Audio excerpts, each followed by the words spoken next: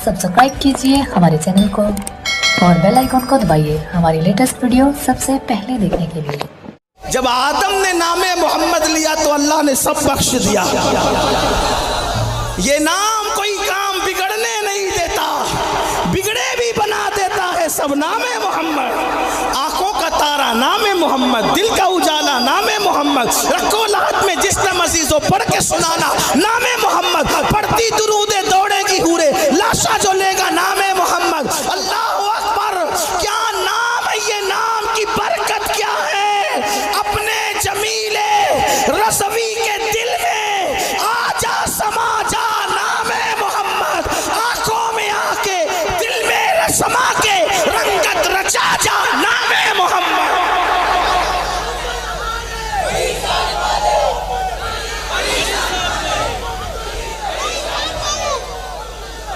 अर्ज ये कर रहा था, अगर अखलाक की बुनियाद पे किसी से मोहब्बत और इश्क हो सकता है तो मेरे नबी के अखलाक देखो। ठीक, अब जरा आगे आइए, दिल लगाइए, जो बात पहली होनी है। हुजूर का इश्क हम किसी पे थोप नहीं रहे, हम तो बस ये कहते हैं कोई मेरे आका को देख ले, और कोई देख नहीं सकता किताब में पढ़ ले, और कोई पढ़ नहीं सकता तो हम जैसे दीवानों से सुन ले। लोग मजबूर हो जाएंगे इश्क करने पर, मोहब्बत करने पर। आइए एक बात कहने लगा हूं, अगर दिल लग रहा है तो एक बात शुरू करता हूं। इश्क के तार, इश्क के औराक, किताब इश्क से अब वरक पलटना शुरू किया जाता है, गुफ्तगू का आगाज होता है। देखो, मैंने बहुत बड़ा दावा किया कि जो मेरे आका को देखेगा या सुनेगा या पढ़ेगा वो इश्क करने पर, मोहब्बत करने पर मजबूर हो जाएगा। कैसे हैं मेरे आका, कैसे हैं मेरे आका। अल्लाह अल्लाह, जिन्होंने तसव्वुर में देखा वो कहने लगे, लम याती नज़ीरु का फी नज़रीन मिसले तो न शुद्ध पैदा जाना, जगराज को ताज तोरे सर सोहे है, तुझको शहे दो सरा जाना। वो कमाल हुस्न हुजूर है कि गुमान नक्श जहां नहीं, यही फूल खार से दूर है, यही शम्मा है कि धुआं नहीं। करूं तेरे नाम पे जा फिदा, न बस एक जा दो जहां फिदा, तो जहां से भी नहीं जी भरा। करूं क्या करोड़ों जहां नहीं, सरताबा कदम है तने सुल्ताने ज़मन फूल, लब फूल दहन फूल सकन फूल बदन फूल। वल्लाह जो मिल जाए मेरे गुल का पसीना, मांगे न कभी इत्र न फिर चाहे दुल्हन फूल। नारे तकबीर, नारे रिसालत, मोहम्मद हमारे, हाथों को उठाकर मोहम्मद हमारे, मोहम्मद हमारे। हुजूर की शान क्या है, हुजूर की शान क्या है। एक मर्तबा खदीजतुल कुबरा ने सैयदना मुहम्मदुर रसूलुल्लाह का जिक्र सुना। किसने सुना? खदीजतुल कुबरा ने मुहम्मदुर रसूलुल्लाह का जिक्र सुना, और जिक्र सुनने के बाद वो परेशान थी, क्योंकि उसका माल मक्के के ताजिर लेकर जाते और ले जाने के बाद लूट के खा लेते, कफलेबाजी करते। वो परेशान थी, कोई ऐसा बंदा मुझे मक्के में मिले जो मेरा माल ले जाए, ईमानदारी के साथ, दयानतदारी के साथ, बेचकर मुनाफे के साथ लाए। मैं उसको जितना कहेगा उतना मुनाफा दूंगा, उतना मुनाफा दूंगी। इस तरीके से जनाबे खदीजा ने बहुत जहन दौड़ाया, बड़ी कोशिश की। किसी ने उनके सामने सैयदना मुहम्मदुर रसूलुल्लाह का जिक्र किया कि वो अब्दुल्लाह के लख्त जिगर हैं, अबू तालिब के भतीजे हैं, आप बात करो। वो अपने चचा की बात नहीं टालते। हुआ क्या? अल्लाह अकबर, खदीजा ने हजरत अबू तालिब को तलब किया और कहा, ऐ मक्का के सरदार, मेरा माल लोग लूट कर खा जाते हैं, क्या आप जो है ऐसा नहीं कीजिएगा कि मेरे माल की हिफाजत कीजिएगा। आपने फरमाया ठीक है कर देंगे, लेकिन तरीका क्या होगा?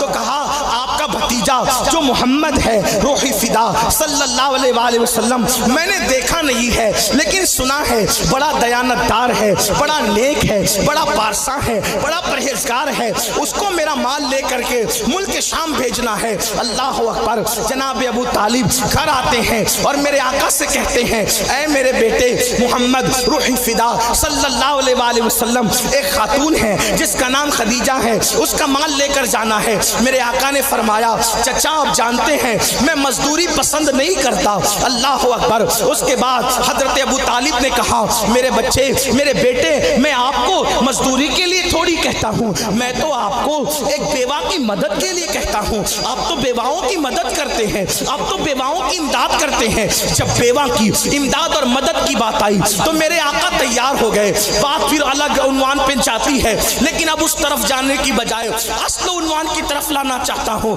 حضرت ابو طالب نے کہا جاؤ فلاں محلے کے اندر اس عورت کا، اس خاتون کا گھر ہے، وہ 2 مرتبہ بیوہ ہو چکی ہے، ملکہ تجار ہے وہ، ملکہ تجار ہے وہ۔ اللہ اللہ، پورے مکے میں اس سے بڑا مالدار کوئی نہیں ہے، جا کر بات کرو۔ اب سننا کیا ہوا۔ میرے آقا جب پہلی مرتبہ خدیجۃ الکبریٰ کے گھر تشریف لے گئے تو خدیجۃ الکبریٰ فرماتی ہیں کئی کتابوں کا اتنے مجموعہ، کئی تاریخی روایات کا اتنے مجموعہ نچوڑ کر آپ کی خدمت میں اپنے الفاظ کے جامع میں پیش کر رہا ہوں، ذرا توجہ کرنا میرے آقا کی شان کیا ہے۔ جناب خدیجہ کہا کرتی تھی کہ میرا گھر مکے کی ایسی گلی میں تھا، میرا گھر مکے کی ایسی گلی میں تھا کہ نہ سورج نکلتے وقت نہ سورج ڈوبتے وقت میرے گھر کے دروازے سے کبھی اس کی کرنیں میرے گھر میں نہیں آتی تھی۔ آپ توجہ کرنا جملے پر، سورج نکلتے وقت سورج ڈوبتے وقت میرے گھر کے دروازے سے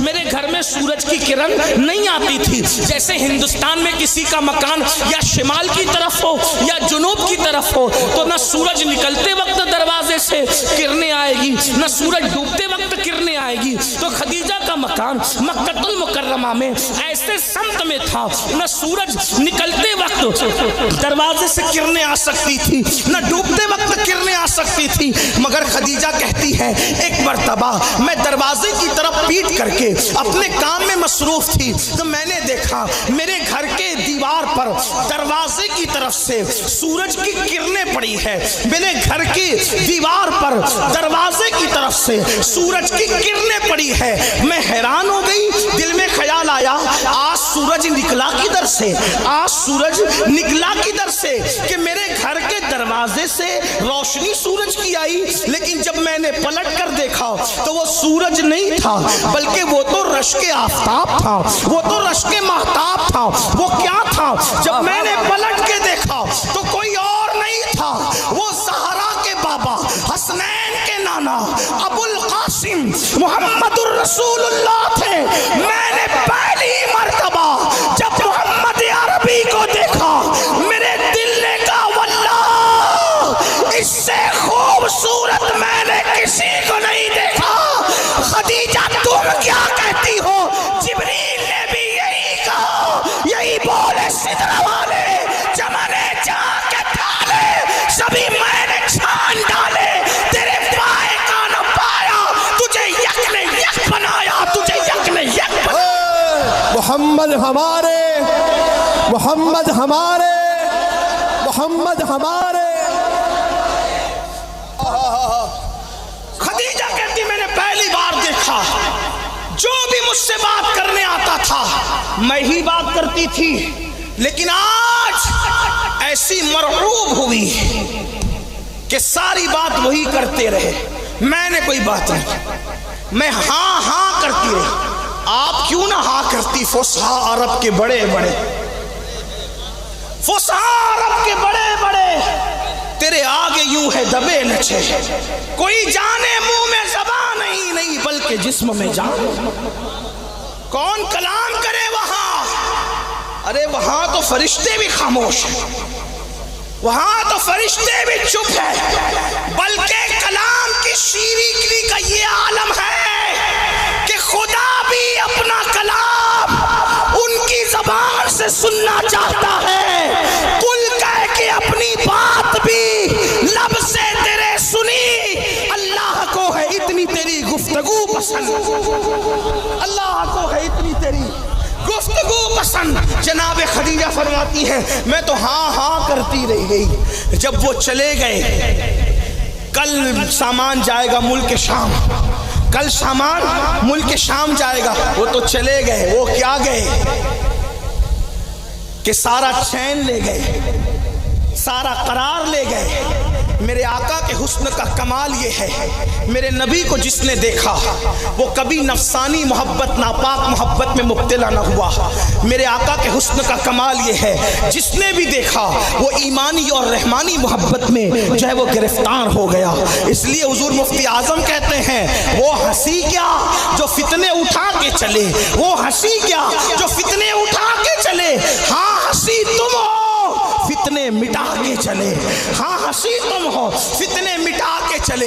اللہ اکبر۔ خدیجہ کہتی ہیں وہ چلے گئے، میں نے اپنے غلام میسرہ کو بلایا اور میسرہ سے کہا او میسرہ، جب بھی تو جاتا تھا تجارت کے لیے کسی تاجر کے ساتھ تو میں تجھ سے کہتی تھی مال کا خیال کرنا، روپیوں کا خیال کرنا، مال کا خیال کرنا، مال کا خیال کرنا، چیزوں کا خیال کرنا، یعنی کہ اپنے انداز میں، اپنے لب و لہجے میں روپیے پیسے کا خیال کرنا۔ اس وقت روپیے پیسے نہیں تھے، لیکن آپ کو سمجھانے کے لیے مال دیکھنا، روپیے پیسے دیکھنا۔ اللہ اکبر۔ جب خدیجہ نے اللہ اکبر میسرہ سے کہا جب بھی تو گیا کسی تاجر کے ساتھ تو میں نے کیا کہا، یا تو مال کا خیال کرنا یا تو روپیے پیسے کا خیال کرنا۔ لوگ چوری کر لیتے ہیں، لوگ کھا جاتے ہیں، لوگ چیٹنگ کر لیتے ہیں، لیکن اے میسرہ، اے میسرہ، اے میسرہ، آج میں نے ایک ایسی خدا بھاتی صورت دیکھی، ایک ایسی منمونی صورت دیکھی۔ کل جس نے قافلہ تجارت کر لے جانا ہے، تو نے مال پہ دھیان نہیں کرنا،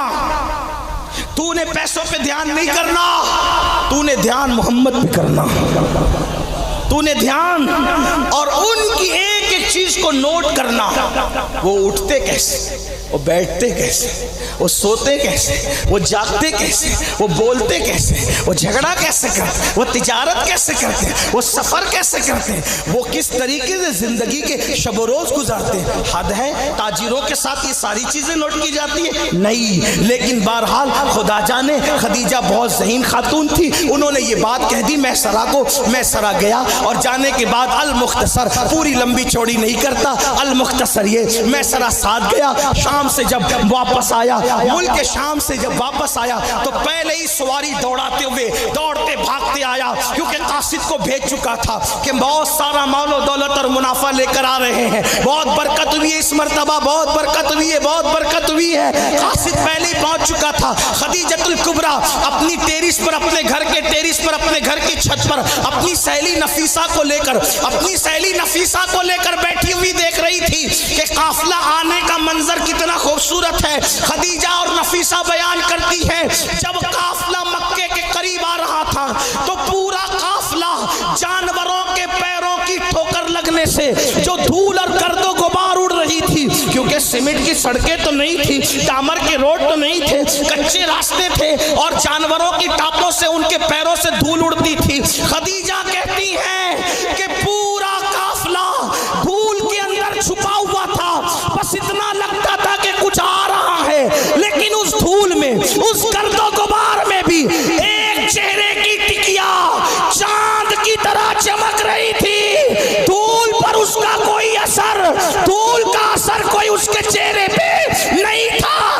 جب دیکھا وہ چہرہ کون سا ہے تو وہ چہرہ وہی تھا، لَكَ بَدْرٌ فِي الْوَجْهِ الْأَجْمَلِ خَطْ حَالَ مَا زُلْفُ ابر اجل تورے چندن چندر پرا کنڈل رحمت کی بھرن برسا جا۔ محمد ہمارے، محمد ہمارے، محمد ہمارے۔ وہ کسی اور کا چہرہ نہیں تھا، وہ آمنہ کے لال کا چہرہ تھا، وہ عبداللہ کے در یتیم کا چہرہ تھا۔ اللہ اکبر۔ خدیجہ کہتی ہے جب میں نے دیکھا وہ چہرے کی چمک کے وہ قریب آ رہا ہے، ایسے میں میسرہ کو جب اپنی سواری دوڑاتا ہوا آیا اور چھت پر چڑھ گیا اور کہا مالکا مالکا مالکا، مبارک ہو مبارک ہو، دیکھ کتنا منافع، کتنا منافع، کتنا منافع۔ سیدہ خدیجہ نے میسرہ سے کہا میسرہ آج منافع مت سنا،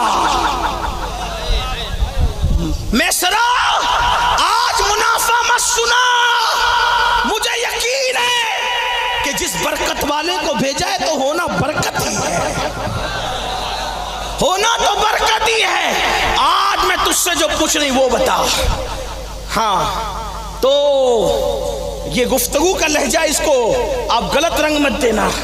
خدیجہ نے کہا میسرا جس چہرے والے کو بھیجا اس میں برکت ہی برکت. مجھے آج برکت کی داستان نہ سنا. یہ بتا محمد کے عیب کیا ہے.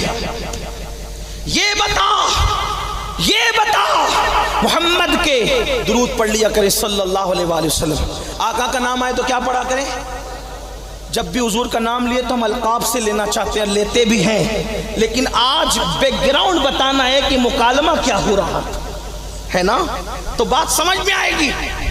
خدیجہ نے کہا میسرا برکت کی داستان نہ سنا. مجھے یقین ہے برکت ہی ہوگی کیونکہ میں نے بھیجا ہی تھا برکت والے, لیکن تجھ سے سوال ہے محمد میں عیب کیا ہے وہ بتا. اب اس نے بتانا شروع کیا, بات کرنے شروع کی. کیا کی آپ بھی سنیں.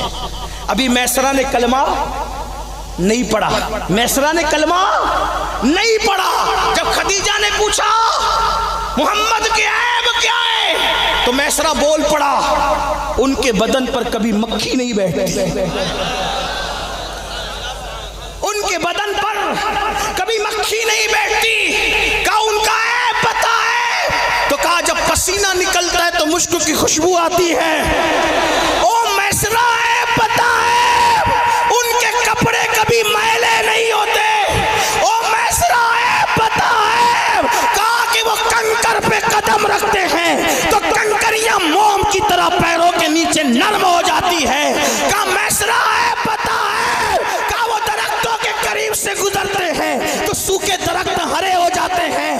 کہا میسرہ عیب پتہ ہے کہا ان کو بکریاں سجدہ کرتی ہے, ان کو اونٹ سجدہ کرتے ہیں. کہا میسرہ عیب پتہ ہے کہا کہ خشک زمین پہ قدم رکھتے ہیں تو وہ زمین ہری بھری ہو جاتی ہے. کہا عیب پتہ ہے سوکھے کنویں میں وہ تھوک دیتے ہیں تو وہ کنویں کا پانی بھر جاتا ہے. کہا او عیب پتہ ہے تو کہا کھاری کنویں کے اندر لعاب ڈال دیتے ہیں تو وہ میٹھا ہو جاتا ہے. وہ کہا عیب پتہ ہے کہا بادل ان کے سر پہ سایہ کرتا ہے. کہا عیب پتہ ہے وہ کبھی جھوٹ نہیں بولتے. عیب پتہ وہ کبھی جھوٹی قسم نہیں کھاتے. عیب پتہ وہ کسی پہ ظلم نہیں کرتے. کہا عیب پتہ کسی پہ زیادتی نہیں کرتے. عیب پتہ کبھی کسی کو ڈانٹا تک نہیں, ہر ایک سے مسکرا کے بات کرتے ہیں. کہا او عیب پتہ ہے تو کہا کہ جب وہ کسی درخت کے نیچے آتے ہیں اور پہلے سے لوگ آ کے بیٹھ جاتے ہیں اور سائے میں آنا چاہتے ہیں تو درخت تو بڑھ کر اپنی ٹہنیاں بڑھا کر ان پر سایہ کرنے لگتا ہے. کہا عیب پتہ ہے کہا کہ آسمان کا بادل ان پہ سایہ کرتا ہے. کہا عیب پتہ ہے کہا وہ تھکتے نہیں ہے. کہا عیب پتہ ہے کہا جب وہ سوتے ہیں تو سونے میں بھی اوروں کی طرح ان کا انداز نہیں ہوتا. میسرہ سے کہا او میسرہ عیب پتہ ہے تو وہ کہتا ہے جب وہ سو کے اٹھتے ہیں تو نیند کا اثر ان کے چہرے پہ ظاہر نہیں ہوتا. کہا عیب پتہ ہے کہا نیند میں بھی ان کی زلفیں نہیں بکھرتی. کہا عیب پتہ ہے کہا ان کے منہ سے کبھی بدبو نہیں آتی بلکہ خوشبو آتی ہے. میں خدیجہ نے کہا او میسرہ عیب پتہ ہے تو میسرہ کہتا ہے مالکہ میں نے تیرا نمک کھایا ہے, اگر تو میرے ایک ہاتھ میں چاند لا کر رکھے اور دوسرے ہاتھ میں سورج لا کر رکھے اور پھر پوچھے کہ محمد کا عیب کیا ہے تو میں کہوں گا خدا کی قسم اللہ نے ان کو بے عیب پیدا فرمایا. محمد ہمارے, محمد ہمارے, محمد ہمارے.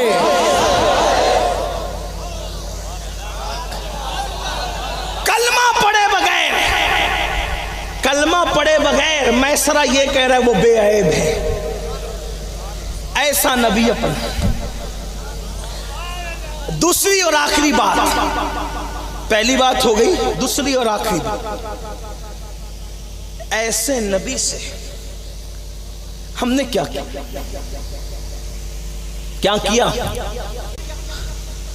نہیں تو کہہ نہیں سکتے, نہیں کہیں گے تو کفر ہونے کا ڈر ہے, ہاں کہیں گے تو جھوٹ ہونے کا ڈر ہے نا. آپ کہیں گے ہم نے عشق تو کیا مولانا, ہم نے عشق کیا, سید صاحب ہم نے عشق کیا, حضرت ہم نے عشق کیا. میں نے کہا عشق کیسے کیا؟ کبھی عشق سوچا بھی کسے؟ اپنے جیسے سے عشق ہوتا ہے، نیند نہیں آتی ہے نا؟ اپنے جیسے سے پیار ہو جائے، مثال کے طور پہ جب میرے بچے مجھے یاد آتے ہیں، آپ کے بھی آتے ہوں گے، سفر میں بچوں کی صورت یاد کر کے نیند اڑ جاتی ہے، ماں یاد آتی ہے نیند اڑ جاتی ہے، بیوی سے محبت ہے، بیوی یاد آتی ہے نیند اڑ جاتی ہے نا؟ اپنے جیسوں سے پیار کرو تو نیند نہیں آتی۔ اللہ کے محبوب سے پیار کیا، فجر میں کیسے سوتے پڑے رہتے ہو؟ کیسے سوتے پڑے رہتے ہو؟ فجر میں سونے والا عاشق ہے؟ میں نہیں کہہ رہا ہوں، قوت القلوب میں شیخ ابو طالب مکی حدیث لکھتے ہیں، میرے آقا نے فرمایا جو مجھ سے عشق کا دعویٰ کرے اور پوری رات سو جائے وہ جھوٹا ہے، جھوٹا۔ جو رات بھر سوئے عشق کا دعویٰ کر کے وہ جھوٹا ہے، جو صبح کو فجر میں بھی نہ اٹھے اس سے بڑا جھوٹا کون ہو؟ ٹرین پکڑنی ہے تو نیند کھلتی ہے، فجر کے لیے کیوں نیند نہیں کھلتی؟ بچے کو اسکول پہنچانا ہے تو نیند کھلتی ہے، فجر میں کیوں نیند نہیں کھلتی؟ بلکہ حد تو یہ ہے پیشاب لگ جائے تو نیند کھلتی ہے۔ مسلمان کتنا گر گیا تیرا عشق کا معیار، تو پیشاب کے لیے تو اٹھ سکتا ہے نیند توڑ کے، لیکن تو نماز کے لیے نہیں اٹھ سکتا۔ جس قوم کا معیار اتنا گر جائے اس قوم کو عاشق کہلانے کا حق کیا؟ ظہر کی نماز کاروبار میں جا رہی ہے، عصر کی نماز کھیل کود میں جاری، مغرب کی نماز، عشاء کی نماز گھر والوں کی محبت میں قربان ہو رہی ہے، مسجدیں ویران ہو چکی ہے۔ لوگ کہتے ہیں مولانا لوگ ہم پہ ظلم کر رہے ہیں۔ میں نے کہا جو قوم خدا کی مسجد پہ ظلم کرے اس قوم پہ ظلم نہیں ہوگا تو کس پہ ہوگا؟ لوگ کہتے ہیں یہ فلاں بیٹھ گیا، وہ فلاں بیٹھ گیا، وہ فلاں۔ میں نے کہا یہ جو بیٹھ گئے ہیں تیرے نہ مسجد میں آنے کی وجہ سے، جس دن تو اللہ کے گھر میں بیٹھنے لگے یہ سب اٹھا کے پھینک دیے جائیں گے۔ تو اللہ کے گھر میں تو بیٹھ